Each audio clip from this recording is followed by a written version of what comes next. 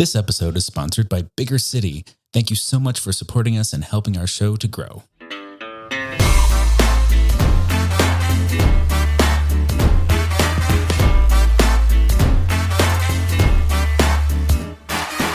Hello, and welcome to the Big Fat Gay Podcast, where we talk about the things that are weighing on our minds.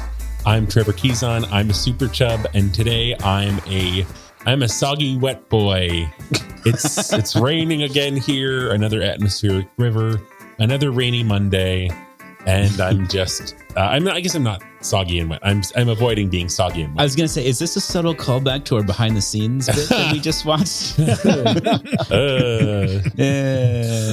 Hi, my name is Michael Willer. I'm a chubby chaser, and I am a tuckered out travel boy. I just got back from my work trip in Seattle. 3 concerts in 2 months. I am worn the F out, but I'm feeling good because I get today off. I get tomorrow off, and for the people who aren't aware, that's a Monday and a Tuesday. So I'm just ready to chill, do a fun podcast, and then play video games until my eyes bleed. Hey! It's not fun till there's blood on the controller. Exactly. Hey, everybody. My name's Don. I'm a big chubby guy living here in not so sunny Hollywood. And today I am wondering why the hell I moved to California, because I moved here for sunshine and I haven't seen the sun in months. Oh, feels not true. Hey, I'm Dan Oliverio, author, public speaker, and chubby chaser. And yes, I today am trying to avoid what Mary Berry would call a soggy bottom. And I like this. I kind of have been appreciating the Seattle-ness. I mean, of the Dan, weather. you can just give him a towel and after half an hour, he'll be fine. Well, anyway, so I'm happy to be here and happy to be indoors in a very, very, very nice bathrobe. Excellent. We all have shelter. We all have food, I think. I'm pretty sure. Oh, we have food, baby. Well, cool. Moving swiftly along into our housekeeping. Thank you to our sponsor, Bigger City. Thank you to our affiliate, Big Fig Mattresses. We haven't plugged them in a while specifically. If you need a mattress, go check them out. We have an affiliate link on our website. It doesn't cost you anything. And if you decide to make a purchase, we get a kickback for it. Obligatory dawn rave here. I had a long day, a long weekend. My back was killing me. I went to bed last night, laid out on that thing, and I felt my back correct. I love my mattress. Yeah, I have to say, I have not had any, I haven't really had back pain as much, or at least my morning back pain since we got our Big Fig. Yeah, morning back pain gone. I no longer have to put pillows under my knees. That's great. I am the last one who hasn't gotten one, only because I already have a decent mattress, but it's coming. I can tell, eventually we'll get to that point. Thank you also to our patrons on Patreon. You guys are super cool. Underappreciated heroes of the show. We mention you every week, but that is the bare minimum that we can do. We really love you, and thank you so much for supporting us and helping us pay for all the things that we need to do to keep this running, like Riverside, which we are currently recording. So I did not end up going back to LA for the Valentine's episode. It was just bad timing. So Dan and I haven't recorded our Chaser Chat yet, but we will plan that for this week. I'm saying it now. I'm throwing my hat over the fence. And that will come out very soon. So thank you for your patience there. Special episode. I guess we're coming off of 2 episodes of mailbag, so it's not that special, but we have a mailbag. we have a real mailbag we have a backlog of mailbags, so there might be an oops all mailbag episode coming up because there's a little bit of a backlog. Which is not an excuse to be slacking on listener mail. So keep sending them in. We will get to you. We swear. So many good ones.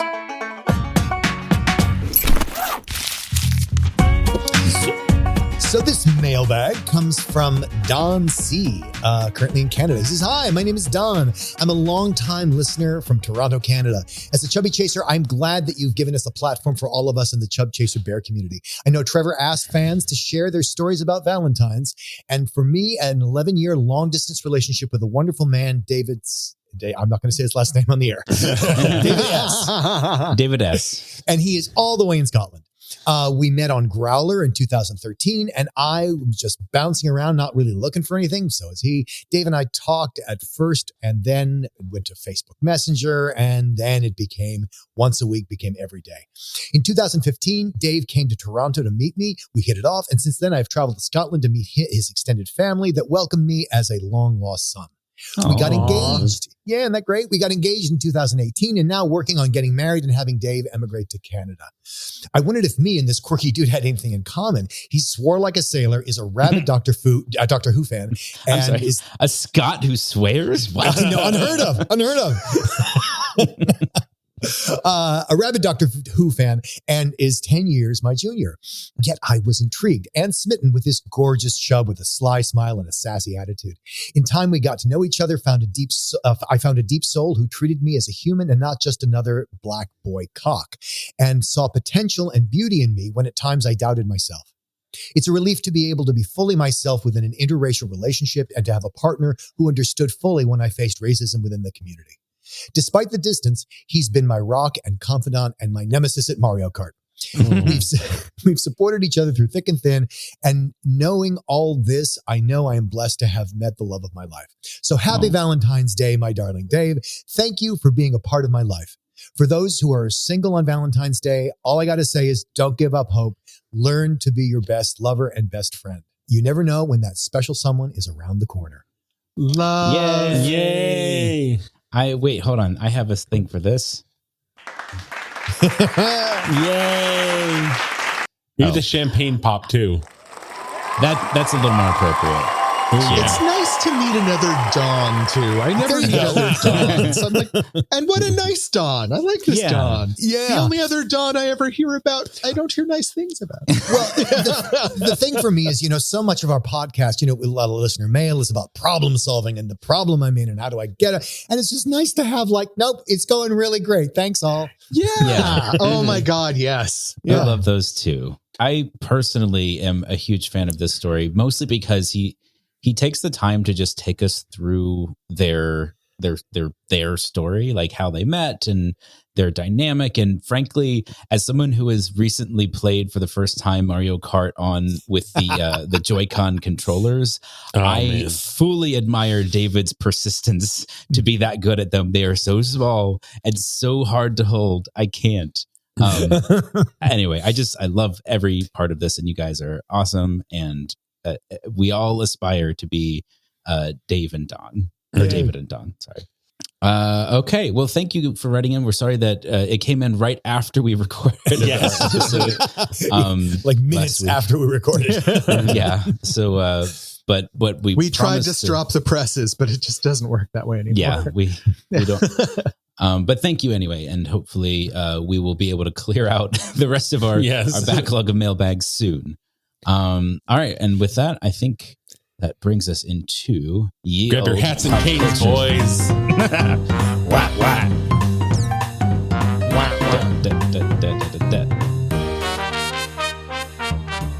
Am I the only person who pictures tap dancing penguins?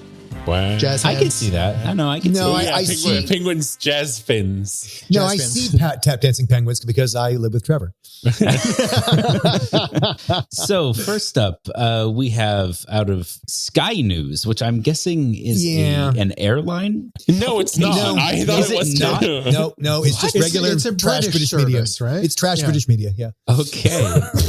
Let's dive in with our headline. FinnAir airline starts weighing passengers with luggage to ensure a safe takeoff. Now, they don't say it in the headline because I'm sure it's a lot less inflammatory, but this is an opt-in thing. Yeah. They're not forcing anyone. This is such a nothing burger. I did a deep dive on a lot of these stories today, and so I can give you the whole backstory if you feel like. I mean, a couple last year in August, I can't remember the episode number, but it was Wait, Don't Tell Me. Yeah. Korean Air did this, or at least a very similar thing of this, where it was Samoan again anonymous opt-in. Yep. Yeah, and if you want to know why, here's the deal. Because if they don't do this, they basically have to take industry standards, which tend to be country dependent. Like the UK has a standard, like this is the table you must use of passenger weights. Yeah. There's the United States has one. And you're allowed to opt out of that. if you do your own study, if you can prove that you have your own data, that is better. So I think for some places they can probably save money, because that's the only reason you would do this, right? You can save money and using your own passenger data and maybe comply with safety standards better than if you just trust these massive data banks. I just don't trust a voluntary that's the submission of this. Right, because who volunteers to get weighed except, the thick, thin people? Exactly. That's what I was It's wondering. going to skew everything smaller. And, yes. It's a terrible Which idea. I think is intentional. I think that's why they do it, because then it allows them to carry less fuel and have less expense. It's also, it's people, you're weighed with your bags. Yeah, which I think in some ways is good, but I think also in other ways I can see someone being like, well, no, I just I have some bricks with me. Like don't judge me. I get that concern, but I know I'd be more willing to be weighed with my bags than without. Yeah. So to me, that's a little smarter. I like that. Because they don't care. They really don't care about the passenger. They care about what's coming on board. Yeah, exactly. That to me is the kind of silver lining there, is that they're not trying to make it into this big you're too heavy to ride. An alarm goes off. Right. The earlier article that take them down. The earlier versions of this, I don't remember Korean Air, but I do remember Samoan Air doing this, because they were adjusting the price of the ticket by the weight. And I remember that. That is well, and here's the economic argument. If you're wondering why they would do that, it's not just to penalize fat people. Although, what a great idea, right? Oh my God. Yeah, what a side benefit. Yeah, a side benefit. So no, what they're doing is the thing is that the heavier your plane, the more fuel it takes to get it to its destination. So if you can, and the regulatory agencies require that you have a certain amount of fuel so you don't crash in the ocean, which is also really bad customer service. So typically. So what they're trying to do is, if they can show that their plane weighs less, they can carry less surplus fuel. Got it. The Korean Air. So I pulled up the article that we had talked about. And in the case of Korean Air, the people doing the weighing didn't even see your weight. Like, you didn't see it. Yeah. They didn't see it. Like, the industry didn't even see it, because they just shredded all the weights afterwards. Well, because they all they care about is the total for that flight. Yeah. And by they the way, didn't even use the weights; they just threw them out into space. With this FinnAir article, they do make it clear that the ticket agent will see your combined weight, because they have the luggage. But no one else will, and it's not recorded. It does not get linked to anything. It doesn't get linked to your account. It doesn't get linked to your ticket, nothing like that. And if you're wondering, they say it doesn't, think about it. That would cost them so much more money to link it, and they don't care. Yeah. And I think there is one ephemeral quality here that I want to bring up, which is not measured on any scale. I just think that the airline employees that I've dealt with recently have been so less shitty on the fat front. Yeah. I think I told a story on here about traveling at Christmas, where I was asking about I'm a fat person. I'm hoping I can get the fat. And the woman going oh, no, honey, we don't have a fat seating policy. We give extra seats to those who are worthy. I'm there. I'm using this airline as long as possible because of this woman now. Yes. This is exactly. it. Points of service. Points of service. I think to put a button on it, I think the value in doing these same kinds of articles really is just that the headline of this article makes it sound a certain way. It's which, clickbait. if you happen to be skimming headlines and you see this, you might feel slimed. And the ultimate reality is that this is not that. This is not that crazy. This is not that bad. All right. Next up. Yes. From the conversation. Yes, we have a conversation about the conversation. And that's a publication, people. That's a publication. Yes. But it's also a thing that we do. Written by, and let me say, while this is one of those articles and studies that needs to be done, it is also one of the biggest no-duh discoveries that we've covered in years. It's a water is wet study. Yeah. So written by, I'm going to attempt this name, Viren Swamy. I think Swamy. Very good. Right. That worked. Sure. We love it. But yes, and that's all that really matters. Really, I mean, he's not here. She's not here. They're not here. Body appreciation has been linked to better sexual and life satisfaction. Here's how to cultivate it. Yeah, so I did a deep dive on the study. I'm like, what Yes. do you mean? What do you mean? Like, what are you talking about? Body appreciation. How did you measure that? I like the pictures of people hugging themselves Yes. in the article. Oh, thank God for Getty Images, right? Yeah. So there are a couple of things. So there is this scale, the body appreciation scale, that was a psychometrically developed See, Don, there scale. is a scale for everything. There's always a scale. In fact, we're in the second version of it because the first one was way too female centered. Because it talked about, female body parts and female images, and used coded language, which is coded for feminine, like beautiful. Like men don't think of themselves as beautiful typically. It's I'm not beautiful. It's coded masculine. It's usually coded feminine. But anyway, so they redid the study, or redid the scale. They applied it here. As you say, Don, it's not exactly barn burning news. But there is a couple of things I would point out. And one of the significant things in the study that I don't think is in the article is that there was greater body appreciation in two places. One, where the cultural distance from the United States was greatest. Yes. Yeah, And two, that's in there. Okay. And two, where income disparity was greatest. And I think what that means is that if you are in a country where people are earning $6 a week, you don't have time to worry about how Americans think of your body. Yeah, that makes sense. So there is that correlation. They give the ends of the spectrum as far as the countries they studied, with Malta, Taiwan, and Bangladesh having the highest overall scores. And anyone want to take a guess at the three lowest? I'm saying, I think you can get two of them. I'm going to get US and UK. UK is one, followed by Australia and India. India. Oh, yeah. Okay. I India get that. surprised me. No, now that I think it I through, think yeah. there's a I talked lot to- of... Yeah. I talked to a lot of Indian guys, and it is like, why are you so fat? Interesting. Stop being fat. There's a lot of bodybuilding videos coming out of India. There's a lot of kind of like early stage fat lib articles that come through the news aggregator out of India. Yeah. The other thing I wanted to point out about this study is that the article mentions like, oh, you should do yoga or show your kids, positive body images in their children's books. That does not come out of the study. That's just what it showed was that people who engage in physical activities like yoga were more likely to appreciate their body. That is not a causative link that yoga causes body appreciation. Right. You could be seeking it out because you're already there, and then that's just one way to express it. Exactly.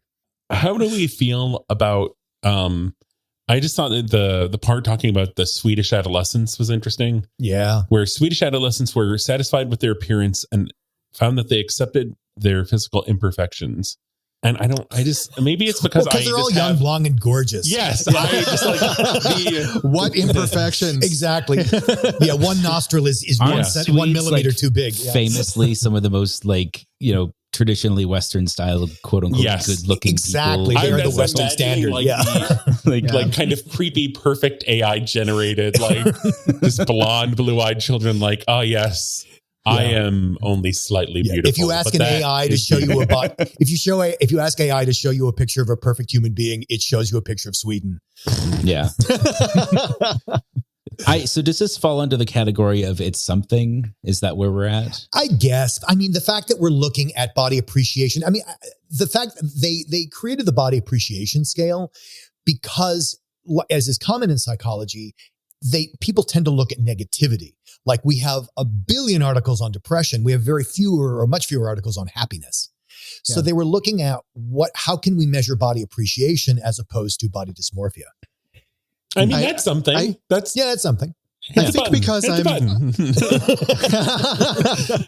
Is that what? The more you know? We don't have a cue for. Okay, there we go. There you go. We solved body image issues. Label it. Hit the button. That's what that button. Yeah. Is. Hit the Okay. button. When Trevor says hit the button, that's the button I hit. Exactly. Don. All right. Let's summon that eagle. It's time. We need our eagle. All right. Not Watch 2024. Oh my God. That was very heavy metal. I don't think I've actually said 2024 yet. So I don't think you have. yeah, And I think We've done 2024. I don't think we we just said said it. I think 2024 will be a heavy metal year. Coming to that's solve- entirely possible. Yeah. What? Let's do it. What do we got? Coming to solve all the problems, Scooty has soared and landed, and clutching in his tiny scooter beak.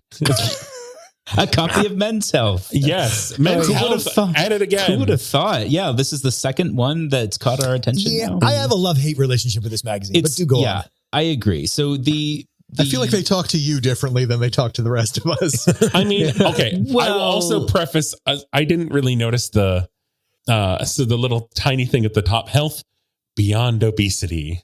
Right. So the article it's kind of an expose, not an expose. It's an interview, short sort of written interview with 3 different men, all, plus size men. And they each get to kind of make a statement about their lives as fat men and what they've been able to do. And one of them is Jeff Jenkins, friend of the very close friend of the podcast, Jeff Jenkins, from oh God, what's his show called? It's down here and I always forget it. He's the travel guy. He's the travel guy. He had Chubby Diaries was where he got discovered. He was, doing his own travel stuff, and then he got his show on Discovery, I believe. Anyway, the article is a mixed bag because the first 2 men to write their own stories, Mark Henry, who is a power lifter and former pro wrestler, and Roy Belzer, who is a fitness trainer, they both have a lot of isms in their writing and storytelling that I found kind of cringy and uncomfortable. For instance, the first thing that Mark Henry opens with is a story 5 or 6 years ago, I was in a grocery store and this little kid said, "Mama, he's fat." I told the kid, "No, I'm big and strong." The embarrassment on the mother's face was undeniable, but my response to the kid was healing because when I told the kid that, the kid said, "I'm strong too." And it's kind of like, yes, but also no. Like, I mean, again, it's what would have been perfect is yes, and I'm really strong. Yeah. Yeah. As opposed to no, but I'm really strong. Yeah. It's like your story about the mother who told her kid, "No, you're not fat, you're beautiful." Exactly. It's like, well, these 2 things can be the same. These they can coexist. They're not mutually exclusive. I had kind of a similar reaction to Roy's story too, but I'm curious what you guys thought. Well, and I just want to finish that. I think the no in that moment is stop body shaming me. Yeah. I think that's kind of the no in there. I mean, I'll give them the benefit of the doubt there, which is, and like, you're not allowed to judge people after the fact when you've had years to think about about the right response. So I mean, I get it. I like that. But I will say that there does seem to be this compensation for, I'm fat, but I'm saved by the fact that I'm a power lifter. I've always been strong. I've always valued strength. I like that he's always valued strength and he's pursuing it. That's great. I mean, that's sort of a personal value system. I love that.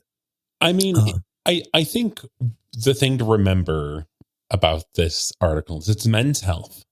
Yeah. Right. And I think the target of this article, the target audience is so still in, like, the fact that it's like beyond obesity is, I feel like, sets the stage for this. And I think it's like, this is really big for Men's Health. Yes. And specifically because the photos in the article are all 3 of these men completely shirtless and like they aren't covering anything. The photographer, like they, so whatever the stories are, however they may decide to kind of like present whatever their own version of feeling good in their bodies is, like, the article itself is extremely like I just remember being living back in LA. I was 21 years old and I was in an apartment of hot young actors, and they had like Men's Health magazines, and it was Hugh Jackman playing Wolverine completely shirtless, and it's like, here's his workout routine, here's what he did, and it's like veins popping out everywhere and rippling like septuple abs, and just it's a lot. And so for them to not just have this kind of article, but to put it out there, and again, it's in the beyond obesity section, but they didn't hide from it. They didn't hide from it. And I have to, it is not presented as, these men sad, but trying. It's not that. Yeah. It's not that. And it would have been that 10 years ago. It would have been absolutely. Yes. Absolutely. I've read that article. Yeah. And so I think this is more like, we would have nothing to sell if we didn't believe in obesity. But For those of you who have opted out, we can also sell you a magazine. Mhm. Yeah. And I think that's what they're trying here. The beyond. So if you go to the Beyond Obesity section of like they're kind of collection of stories, it is the toxic masculinity version of like early body positivity, because there is some good stuff there. There's the big and strong. There's why BMI is kind of bullshit. Are weight loss drugs right for you? I don't think it's fair to call it toxic masculinity. I will say that it's masculine. It is the masculine answer to what has been historically a for women, by women, exclusionary of men only body positivity movement. I guess, and maybe that's just like because men, like this is how men do. Yeah, I mean, for a straight man, this is very comfortable and middle of the road, I think. Yeah, I don't know. I guess because I'm just so. It's like, My stereotype is that younger generations are better about this stuff, better about connecting with their bodies and having healthier, very much so, viewpoints on fatness. So I'm kind of curious, like, is men's fitness the last gasp of the boomer generation's attempts? I think this is the attempt to try to get in sync with a younger readership. Yeah, right. So, but it's so, but let's face it. I feel like a lot of the stuff they're delivering, people who already have concepts of self-worth and body self-esteem and getting past this shit, this is remedial. This is old. This is not helpful. Maybe. I don't think. Maybe. I think what it's doing, I think what I like about it is that it's blurring the line between fitness and fatness. And that is itself useful. Nice. Okay. Yeah. And I can see that. It's very entry level, which I think is good. Yeah. Like, I mean, Trevor, the fact that they're talking about binge eating disorder with men. Yeah, I mean, Trevor, it's in an article. It's in an article saying, Ozempic might help that, but it's still like they're trying to have the conversation, which is why, we don't see men in fat liberation, because these conversations aren't really happening at all in especially like straight male spaces. Yep. Yeah. 100%. That's a really good point. 100%. Yeah. All right. Is that a good launching point for moving into our main topic for the day? I think so. Yes. Yeah.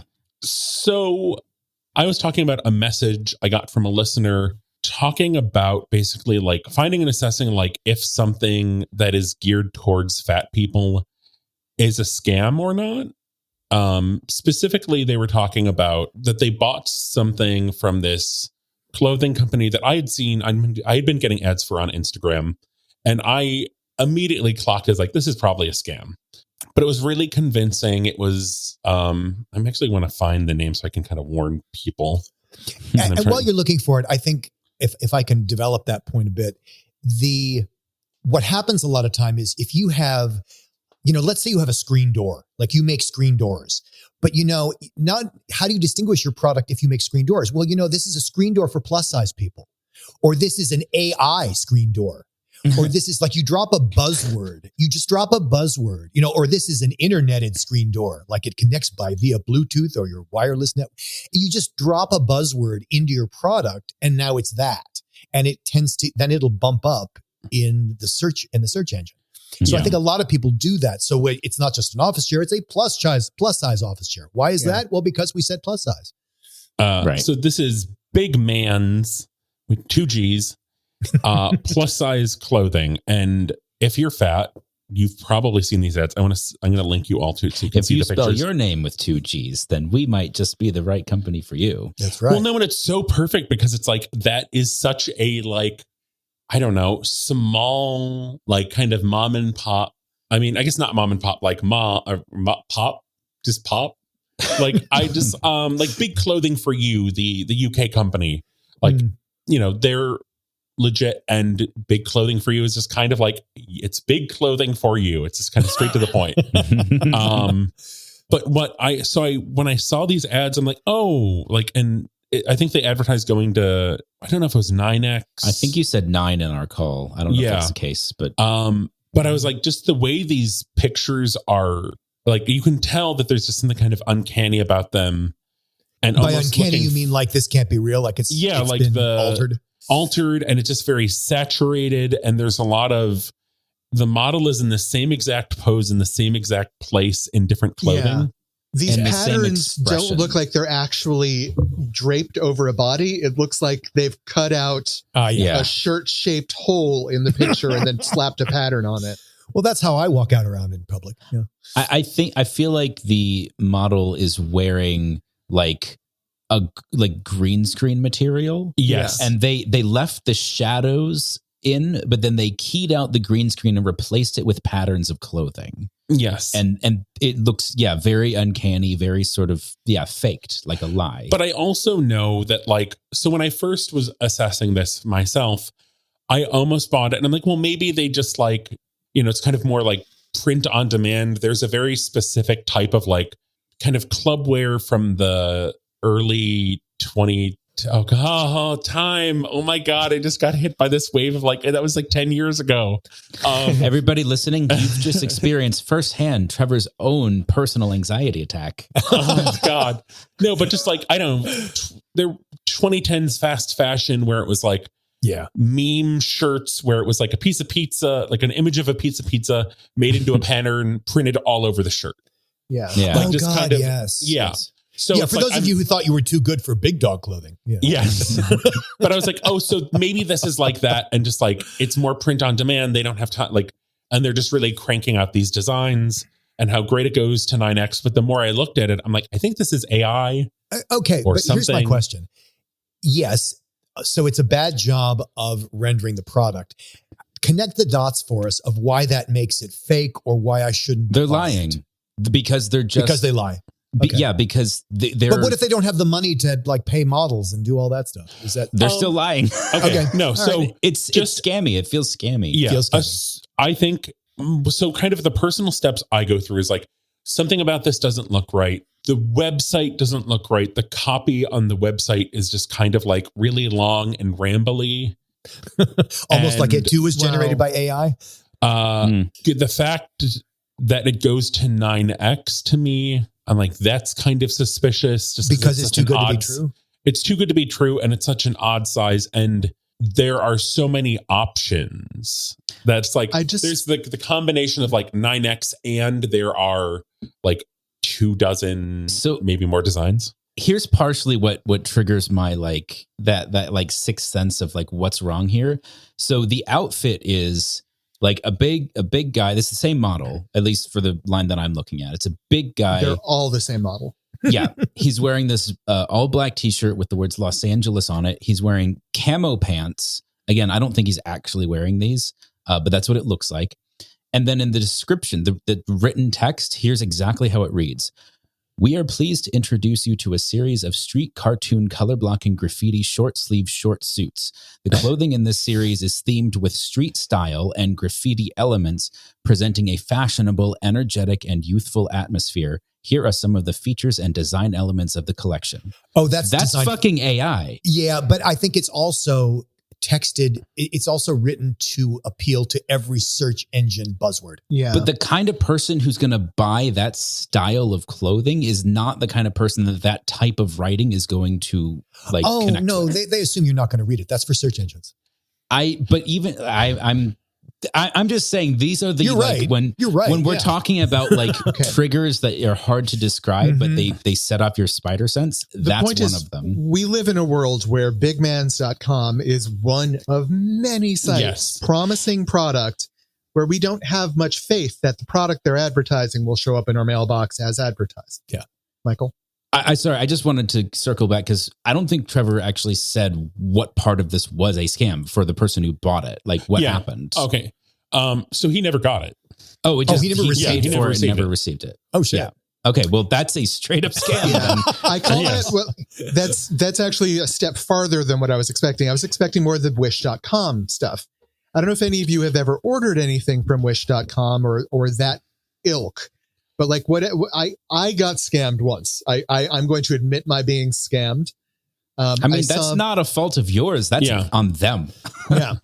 But the thing I saw looked neat to me. It looks like a house plant made of LED lights, right? So that like the leaves lit up and they had glowing rings like of light around them, like fiber optics. And it was inexpensive, but it looked like it was about 4 feet tall on the ad.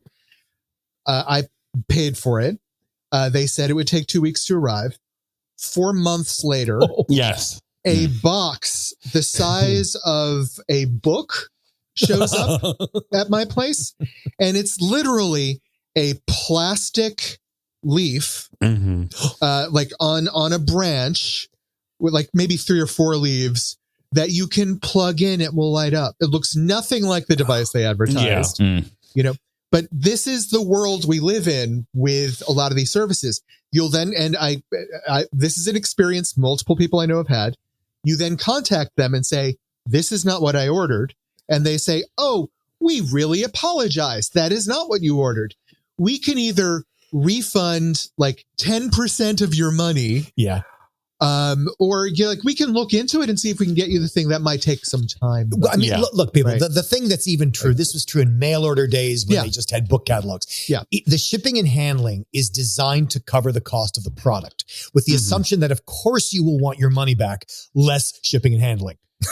Right. So the shipping and handling is enough for them to make a profit here. Oh, that's an interest. Yeah. I find that. So now we're entering into a new age where the advertising can be so aggressive and so shiny, let's face it, that it can blind you to the absence of an actual product. Yes. Well, I think especially in the case of, if you're a fat person and it's like, oh my God, like clothes, and it's like, it's colorful and it goes to 9X. And I'll be honest, I was looking at these things while we were talking about going like, why can't I find some of these shirts? Because some of these shirts look nice. I would buy some of these shirts. Yeah, except that they're in a static position as opposed to a moving body. And there's if I may, I wanted to get into another part of I basically not as advertised or scamming, which I think is medical studies. Because we read so often in newspapers about, this new miracle drug or this new thing. That's a really good call. And I wanted to present it in a way that wasn't just me lecturing. So if I may, if you're willing to indulge me, I want to have a conversation where I present to you a tiny idea for a study, like a study result. And then you ask me questions about what you would look for to check out this study. Like, how would you verify it for yourself? I'm in. Okay. Let's do it. Nice. Okay. So here's the study. And again, it's just a hypothetical study. And here's what it is. So this is your headline. Eating snozberries helps you lose weight. And the subheadline is, new study shows that people who ate snozberries lost as much as 16 pounds in 4 weeks. I mean, my first thing would be, where does this study come from? And is it, paid for by the Commission for Snozberries or whatever?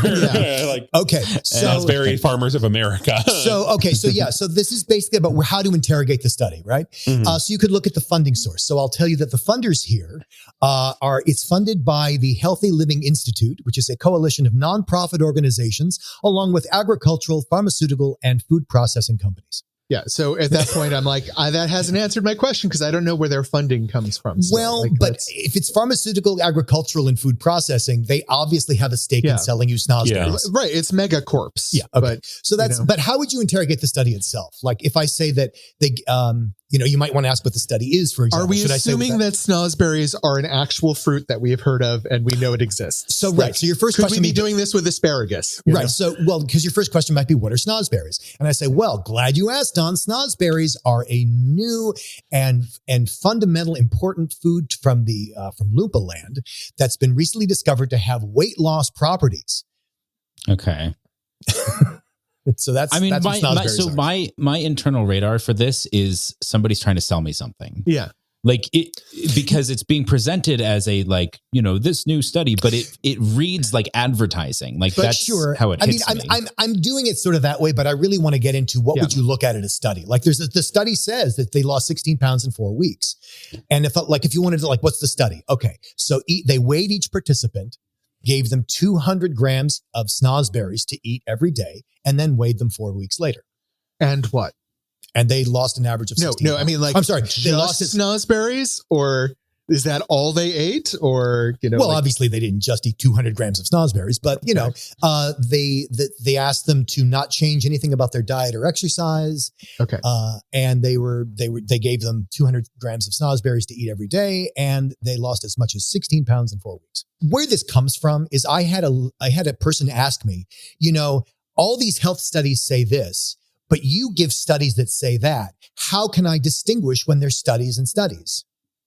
and I can answer that. If it sounds too good to be true, it is. Yeah, but that's very personal. But that's very personal, and it's not objective, and it's not. Again, it doesn't answer, because when you're trying to debate with someone, is being fat going to kill you? You can't just say, well, because then the answer is, well, of course it is. Everybody knows that, because that's kind of what you're doing. I think Michael's approach is a valid one.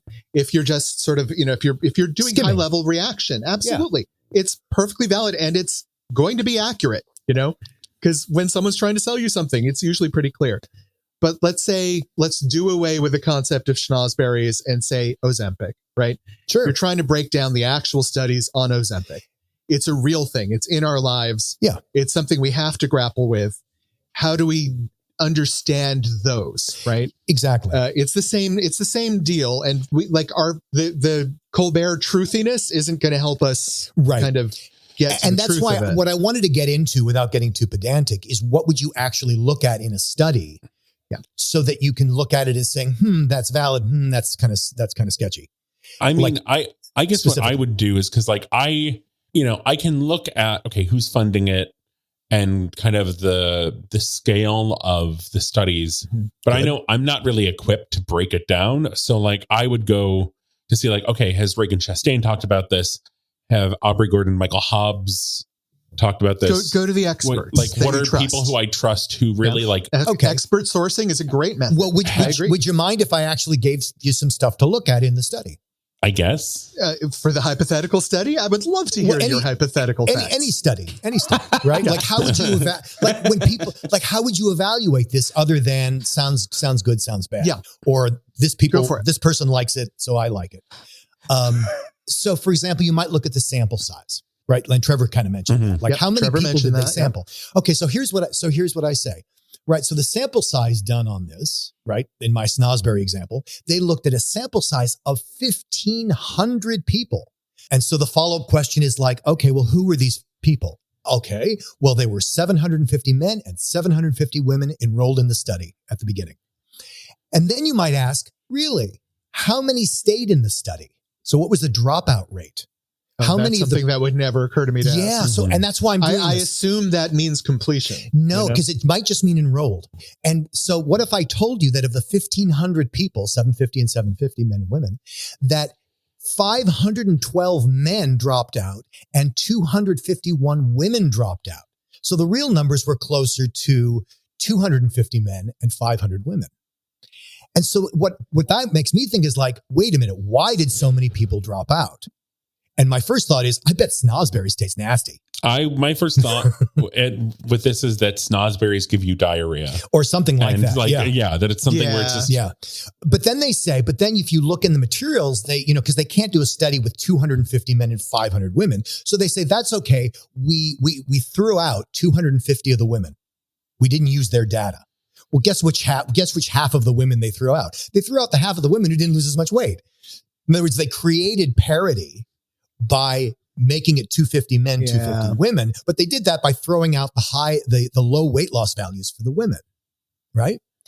So look at who's in the study, how long did it last, and how long, because, if you do a weight loss study of 4 weeks, anybody can lose weight in 4 weeks. Try 4 years. Yeah. Mm-hmm. The other thing is, and this happens a lot in weight loss studies, right? It showed that, for example, the participants who lost the most weight had the most health benefit, right? Yeah, but that doesn't make causation, because if they lost the weight, it might have been that they were, in some other weight loss study, for example, it might be that, they also ate differently and exercised. It may not have been the weight loss at all, but all they were looking at as causation was weight loss. So the conclusion doesn't match the data. The conclusion assumes a causation when that's not proven. They assumed it was the weight loss, but it could have been any of a number of other factors, including maybe they all of a sudden started doing exercise, right? So that and then as Trevor said, the funding, who funded this? Who's behind this? So those are my things: sample size and dropout rate. So, and that can also be the length of the study. How did they get to causation from correlation? And then who funded it? So those would be 4 little pointers that I would recommend. And I think a way to like connect that to the more on a personal level, like if you're just shopping for yourself and you're trying to figure something out, like the kind of research you can do is the first thing that I ask when I see stuff like this, having also been scammed myself, is where is this company? Because you're always finding them online. Yep. And this particular website, bigmans.com, you cannot find where they are. They don't have a physical location That's listed. a huge flag for me. If you can't find where they are, do not order from them. The best I can figure out is where their shipping costs are the lowest, because they have a list of where they ship to and what the shipping times are, not costs. And so they're somewhere in Europe. I couldn't tell you where. And then number 2, and this is maybe the bigger one that would point to like, oh, you're not gonna ever see this, is they have an entire section in their shipping, under their shipping policy on their website, that says delivery delay notice. We have quote unquote increased traffic. There is they will give you a coupon refund, so not your money back. They'll give you store credit if there is a quote unquote shipping delay, and then we promise you'll receive better service in the future. Meaning you're never going to see this product. We will treat you like a good customer by giving you a refund, but you're not actually getting your money back. You can just keep shopping for made up items on our website. It is, and you can see the circular logic there. You can see that this is a system designed for you to lose your money and never get what you paid for. Yeah. See, I'm on the website and there's photos of people, like reviews with people wearing the clothes that still look weird, but they're like, I don't think the pictures are AI, because they're like, I mean, no shade, they're bad pictures of people. Yeah. And I'm trying to figure out, like, where did they just get pictures from, like maybe like king size or something and Photoshop them, or it's so weird to me. Here's another suggestion I'm going to throw out there. Talk with your friends, talk with family, talk with other people.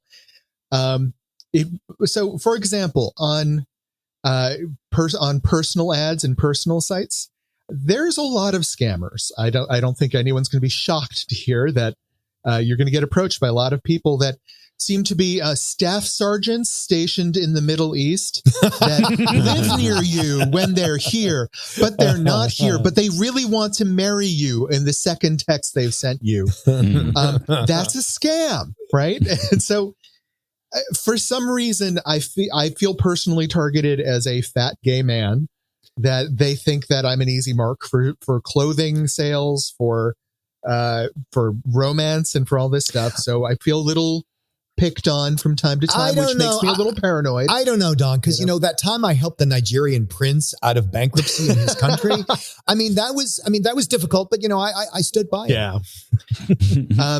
But this is the world we live in. So a little bit of extra awareness is a good thing.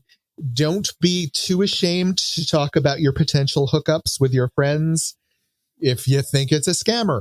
I didn't know about the whole Nigerian prince, Afghanistan staff sergeant thing until I started talking with people and realized that staff sergeant had talked to just about every chubby guy I knew on it's 18 people using that idea, Yeah. There was one of those that I talked to, and it took me like I don't know if it was 2 or 3 messages to realize, like, he's not responding to anything I'm saying. Yes. I'm sending. It's like, this is like, you've on not personal ads, ask questions and check and see if they answer them. Yeah. Check and see if he asks you follow-up questions to the questions to your responses. Well, because who gets duped is when they blow past the question, but instead there's this outpouring of love and appreciation, people get distracted. Like, but oh wow, yeah, that's much more important than the answer to my question. No, it's not. It's not. If you ask a question, if he has any value, he is going to respond to it. Yeah. And by the way, let's say it's a real genuine person. Any person who doesn't respond to your question is not interacting with you. You are both interacting with fantasies. Even if he is real, even if he is real, he's not worth your time. You're both interacting with fantasies of each other. Yeah. All righty. Do we have a tip today? Yes, we do. So the Everyman Project is returning in 2024, and they are looking for models. there's a Chubster article breaking this down. Photographer Treat Carroll launched the project in 2017, and it's basically kind of like a photo project that acts to serve as a platform for men to reflect and share their thoughts on body image. And they're looking for models for their April 2024 photo shoot. So there's a form you can fill out. The shoot's going to be in New York, but you don't have to be based in New York. We can't find confirmation that this will, that they're still taking submissions. You can still fill the form out on their website. So if this is something that sounds appealing, or like a place you could express yourself and you want to take that step, like I feel like this is sort of like the platform version of what However Chubby does. Yeah. Where you can go and just like have like a fun self-expressed photo shoot. And then, the whole point is to create that conversation, or to continue creating, because they started this in 2017. So Don, do we have a bit for today? We do. And if you'd like to subscribe to, no, wait, I was going to try and do some sort of scam there, but since we're talking about scams, there's lots of different scams that are fascinating things here. So let's talk about scams, boys. So lots of people run scams for lots of different reasons. Some even run scams completely accidentally. This can happen a lot in the world of paleontology, where scams have lasted decades before being spotted. The Piltdown bird, or the Archaeoraptor leoningenesis,